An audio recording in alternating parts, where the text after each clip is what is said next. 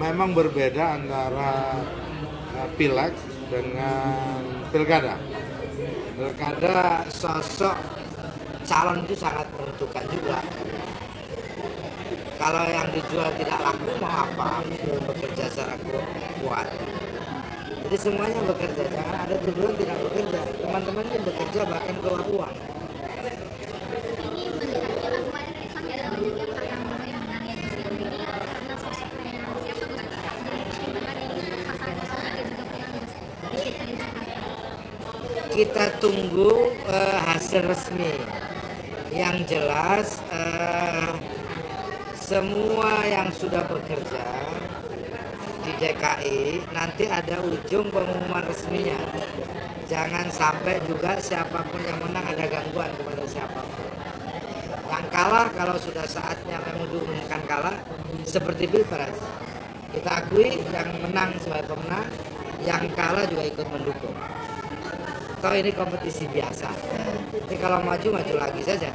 Ada kesempatan di 2029 itu siapapun jadi gubernur. Yang jelas PKB bersyukur di DKI tidak ada politik identitas.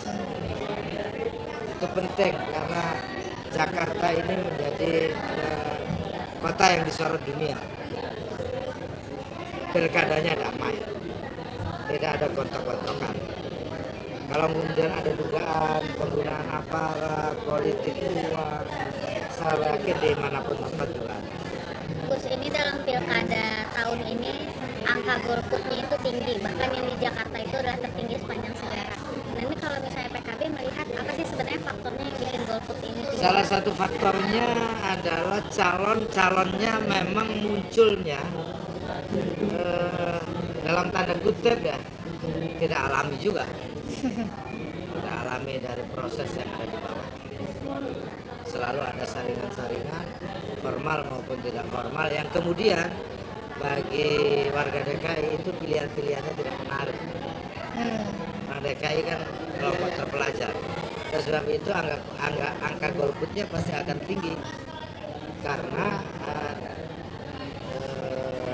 kandidat yang ada, kandidat yang tidak diminati oleh warga DKI. Termasuk pengusungan PKB juga berarti pasangan Ridho ini tidak menarik. Iya faktanya begitu. Faktanya nggak menarik begitu. Dan ini adem ayem. Kalau menurut saya bukan dari dulu pilkada di DKI selalu muncul tokoh-tokoh yang kemudian diharapkan menjadi leader secara nasional. Untuk kali ini enggak. Untuk DKI saja orang DKI-nya enggak. Tapi kalau melihat efek dari dukungan Pak Anies terhadap paslon Pramono dan Rano Karno ini kan akhirnya suaranya unggul. Ya Gimana? itu dugaan saja, tidak persis. Itu pengaruhnya Pak Anies kepada Pram tidak juga. Karena memang calon yang diharapkan tidak muncul. Yang diharapkan orang DKI. Atau siapa yang diharapkan? Siapa nih? Tanya ke Pak Anies. Komisi 3 Gus, Nah. ini ada usulan dari PDIP kalau misalkan Polri sebaiknya dibawa kendalinya ke Mendagri. Soalnya biar dikatakan nggak ada intervensi gitu saat pemilu atau tidak. Ini sepakat atau tidak seperti ini? Ya tentu perlu kajian ya. Bahwa wacana seperti itu bukan hanya PDIP, itu wacana lama. Yang jelas kita semua berharap kepolisian atau institusi yang lain bekerja secara profesional. Soal nanti apakah di Kementerian Dalam Negeri, apakah di bawah langsung Presiden, apa di bawah Panglima TNI, itu soal prosedur struktural. Yang jelas yang paling penting adalah budaya profesional harus dihidupkan. Nah, kalau hari ini kemudian tidak dipercaya atau publik banyak dugaan berpolitik, ada sebutan parcok lah, parpol lah, itu menurut saya itu koreksi harus didengar itu oleh institusi kepolisian bahwa itu tidak terbukti, mungkin saja tidak terbukti, tapi itu sebagai dugaan itu muncul berkali-kali. Lama-lama kalau itu tidak dikoreksi secara baik, nanti menjadi dugaan tertentu gitu kepada aparat, kepada orang tertentu, sehingga seharusnya uang rakyat digunakan untuk rakyat, digunakan untuk kepentingan rakyat.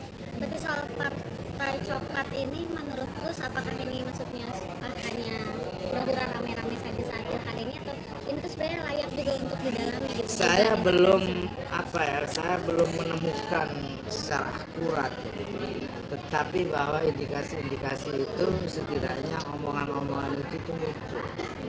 Bahkan saya pernah dengar langsung ada seorang kepala desa gitu ya, untuk memenangkan tertentu dipanggil, kita takuti dengan kasus, katanya begitu.